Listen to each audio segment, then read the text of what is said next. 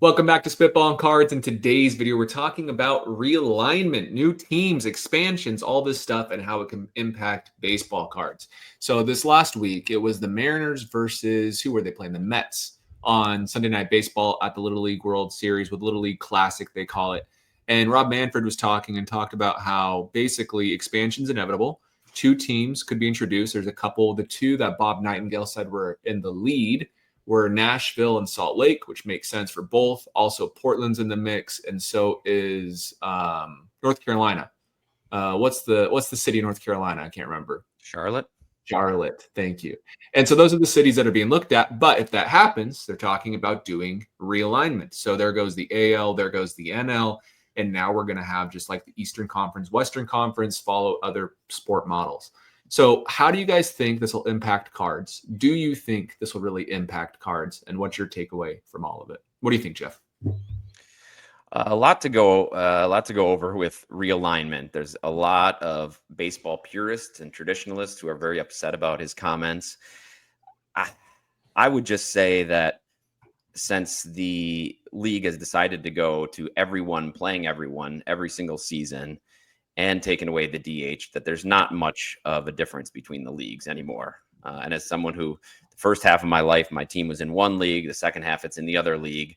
I understand the tradition of the leagues, but the leagues really aren't individual entities as they once were. So where you'd only see a team from the other league in the World Series, that's long gone. So I feel like that as a reason not to do the geographic realignment isn't as that strong.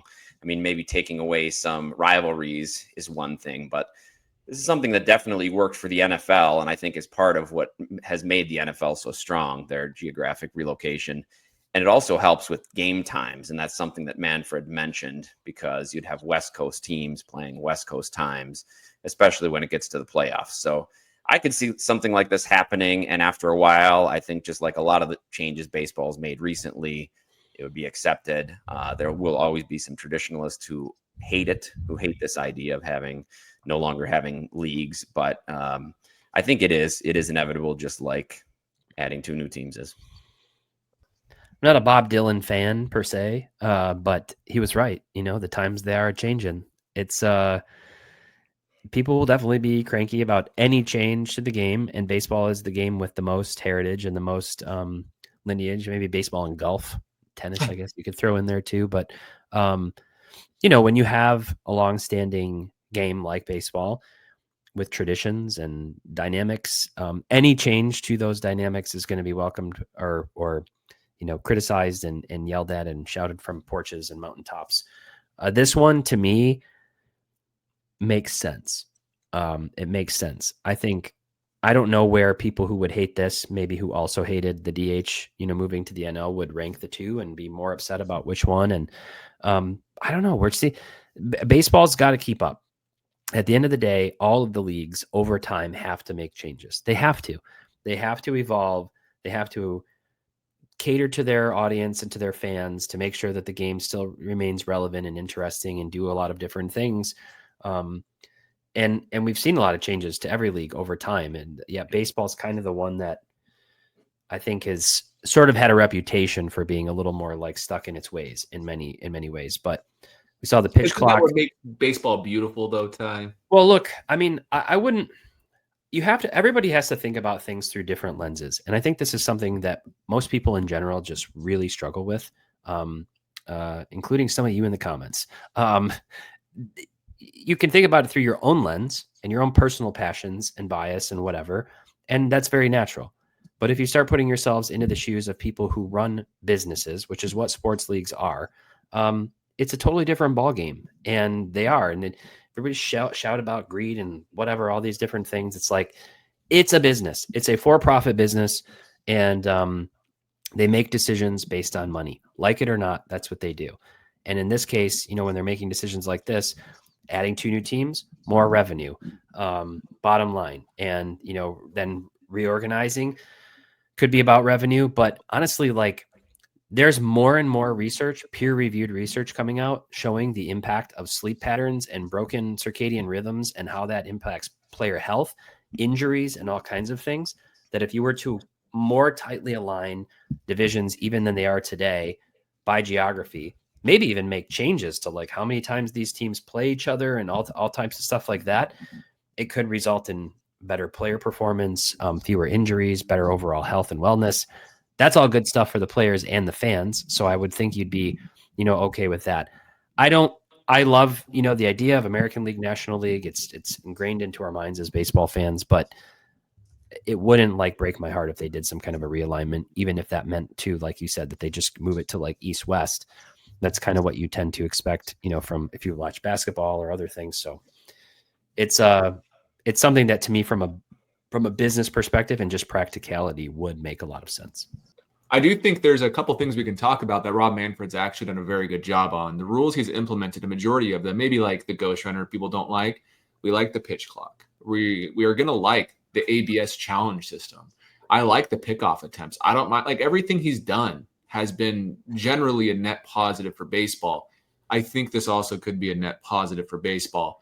But I do think those that are up in arms can genuinely be up in arms. One thing I'm interested to see what's going to happen. We're going to have one MVP because it'd be stupid to have an Eastern Conference and a Western Conference MVP. The reason we had two MVPs in baseball is because there were two leagues. But if we go to the league idea, are we going to follow the NBA example? Because that would change drastically the history of baseball, right?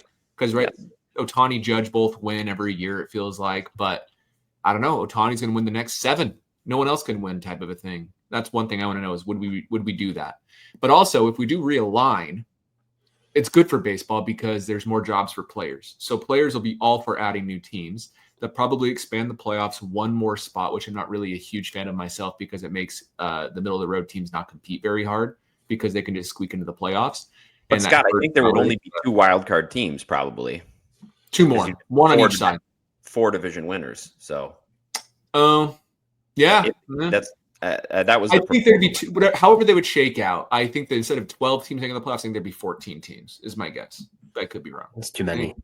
I think that's what they wanted to do before they. I'm a lot crankier about more teams getting into playoffs when you have a 162 game season. Maybe we save that conversation for the lockout talk because that's one that the owners want. So, anyways, but either way, it'd be interesting. So, I don't see how this would be a bad thing for baseball cards. Specific teams, players, prospects. I mean, there's going to be different, I guess, rivalries potentially, but I don't know. I think this is a non-factor. So all systems go on my side. Not really worried about it. Yeah, Scott teased it a little bit, but I think realignment and expansion are going to be bargaining chips in any potential strike or lockout discussion upcoming. So I think that's going to be more of a detriment to baseball cards than any sort of realignment would be. There could also be, as part of a realignment, there could be ways you go about it that still pander to the fan. Take, for example, like, ensuring former divisional rivalries have some regular rotation or something along those lines, right? Like, let's say, you're going to play your division, your divisional teams, so many times every year, whether they keep it the same or maybe they increase it or who knows. But the Cubs are also going to play the Cardinals every year, even if they're not in the same division or something, where it's like, we're going to sort of like try to preserve these. Maybe it's not multiple series, but it's going to be at least one. We're going to kind of move through this or certain cadence. You could have you could almost go back to like the old divisions, pay homage and have like rivalry week maybe. And they, stack those things up in a certain way. There's ways they could go about it to still give some fan service. Whether they would do that or not, I don't know, but it might be a nice thought. One addition to that is that it would make it easier for a lot of fans to get to games. If you're all in a close geographic location, more fans will get to drive to opposing stadiums. So that would be a benefit. Yep. I'm interested to watch the Mets and the Yankees in the same division. We thought that was a toxic relationship before. That's going to be nuts. Yeah, I guess we didn't pull this up, did we? Like the predictions. Do you want me to get it real quick? I'll pull it up. I got it right here. Okay. Yeah, and unless they fix the financial situation of baseball, this could even create more havoc, right? Because there'll be some divisions where the big market teams are all spending a lot of money and the small market teams, although maybe that's good. Maybe Well, I was kind of looking at this to like see, is there any division where one team clearly runs away with it? And the only one that jumped out at me was the Braves in the Mid-Atlantic. I guess, I mean, you have these two who are already they're already all there. It's just moving the Angels. Sorry, Angels fans. That's tough for Angels fans. Cooked even more. That would just kill the Angels in general as an organization. But this is weird to look at. You know that? Yeah. I get when people don't like it. This has been how old is Major League Baseball? This division's pretty wild. I got to tell you that. That division's insane. Insane. It's probably like 4 of the top 7 payrolls. I wouldn't hate this though. Like, just sorry, let him. Yeah, maybe that makes sense. You get all those big payrolls together. Only one can win. All right. Well, let's talk about baseball cards for a little bit when it comes to this real quick. Want to share that again for us, Ty, so we can dream on it. But if we look at this graph, do we think having a Mets-Yankees rivalry can help players' cards? Could that help a Juan Soto? Because now he's being talked about more. Yankees fans already talk about him way too much. But like, could this help, or is this just nothing? Like, is there nothing? This would be like 80% of Sunday Night Baseball. Yeah. I mean, it would be nice if they actually air those games at bars, which if you guys go to bars and restaurants often, it seems like basketball and hockey is on TV more than I want. And I guess as baseball fans, we're going to be biased in that way. But Ohtani was the guy that could always get that, that spot on 1 or 2 of those TVs at the bar, prime time or whatever throughout the week, if that game's televised, which it can be often in a free way, which is another issue. I think it could hurt. It could hurt the opposite side of that, like the teams that would be matched up against each other that are non-competitive. It could hurt the exposure of those guys more than it would help the Juan Sotos, there already is a rivalry between the Mets and the Yankees. Yeah. So it hurts the Rays players because now Yankees fans don't get to watch Junior Caminero as much. Maybe, but even now the Rays, I saw that chart the other day of like how many teams have been on Sunday Night Baseball over the last 2 decades, and it's dwarfed by those smaller teams like the Rays and the Brewers. Rangers are dwarfed by the Mets, Phillies, Yankees. So it's been that way. I don't know how much would change with that. I will say, Phil, with what you just said in regards to wanting to see teams more in bars, like, just more televised games, baseball is in a really good spot. It sucks when our favorite team is on Apple TV Plus every Friday night. Like, if your team plays, it's like, oh, well, now I can't watch. I was excited. But think about how other sports have it with like football, where they have to buy all these different packages to watch one of their 16 games. It feels like baseball is the one sport they can get away with having a decent amount of games on random networks to help get it out there, because there's 162 of them. If you miss one, it sucks, but it's not the end of the world.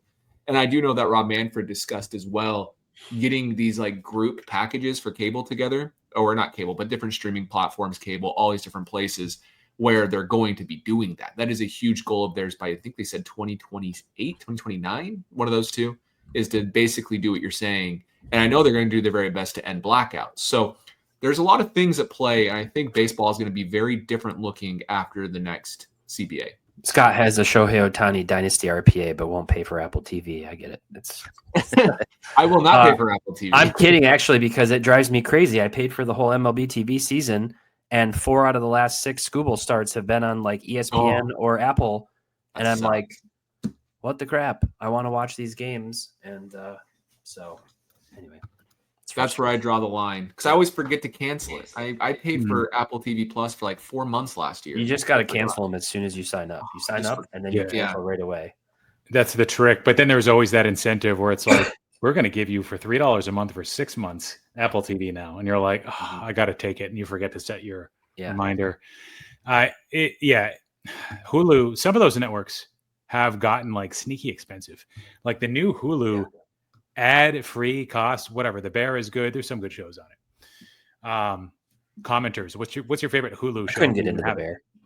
Yeah, it's slow moving. It was good for the first couple seasons, I think. Now they don't even focus on the food. But to pay for ad-free Hulu over $10 a month, over $6 a month is a ripoff because that's the old Netflix price. Like, come on. Yeah.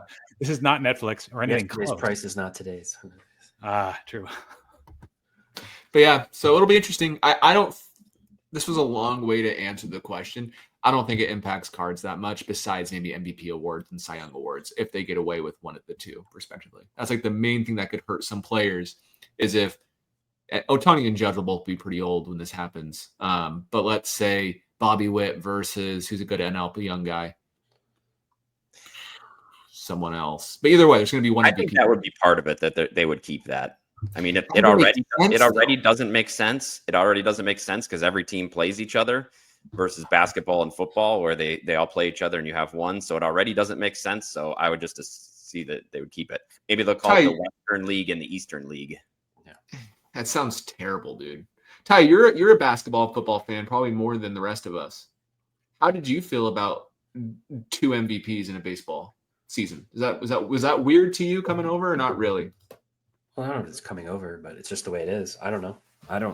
I think it's fine. I'm used to the way things are, but yeah, I can you have imagine wondered, basketball or football? I've almost like shifted my thought to like lean the other direction. So in football, you have a dynamic where quarterback wins it every year now. It's just they need to call it the most valuable quarterback. And then like they have like AP offensive player of the year, and they do different things. It's like, well, I don't know. Should there be another everything else MVP? I don't know what you'd call it, MVP. Non-quarterback. It's actually like the stupidest thing. It's like it's always a running back or a receiver that wins offensive player of the year, and then MVP is a quarterback. And then you have defensive player of the year. So there's almost already those alignments in some ways. Baseball obviously has its own things with silver sluggers and, gold glove and whatever, but I wouldn't mind seeing like an Eastern and Western Conference MVP in basketball. Personally, I think there's enough players who are right in the mix every year that could make a lot of sense too. So yeah, Giannis would have like 7 MVPs now. Yeah. Jordan and LeBron would have won it every single year, like basically because somebody in the West was always winning it. Yeah. Fortunately, the regular season accolades matter more in the MLB. So with us, we really need the 2 MVPs, the 2 Cy Youngs, the 2 Rookies of the Year. It's true. These are the Offensive Player of the Year, even like the MVP matters in football a little bit. In basketball, probably a little bit more, but not nearly as much as like the Super Bowl or NBA Finals winner and MVP. Yeah. Yep. Yeah, and in baseball, you get like the Hank Aaron Award too, but it's like the MVP is still the MVP. Mm-hmm. Right? It's hard to argue with the MVP award. Yeah. That's defined a lot of Hall of Famers. We say Goldschmidt is going to get in because he's an MVP. That really helped his Hall of Fame campaign, and hurts people like Johan Santana if he had gotten that 3 straight Cy Youngs. Who won it else in 2020? I think it was Aaron Judge. I mean, if that was a 1 MVP award, Goldie's not getting that MVP, right? And so there goes his Hall of Fame chances. It's just interesting. So. All right. Well, let us know in the comments down below how you feel, why you're angry. I'm assuming a lot of you were angry, and that's totally justified. But if you do want to check out our Patreon, check it out. It's $10 a month. We're talking about Ken Griffey Jr., or we did talk about it because it's coming out probably on a Sunday. And we're talking about the 1989 Ken Griffey Jr. Upper Deck PSA 10 and what our thoughts are on that card. Did you want to show a card, Jeff? I do. Yes. As part of our Patreon, we have a pickup section, which is so much fun to look through. And this one caught my eye. I love a good rookie cup, especially the Giant Heritage version. This is Michael Smoller's pickup. It's a PSA 10, which is pretty hard to get on Heritage Reddings, to be honest, with all the handling that they take, the paper stock. So it's a beautiful card. Congratulations on the pickup, and thank you for sharing it with us. Awesome. Nice card. Okay. Well, thanks for watching, everybody, and we'll see you in the next one.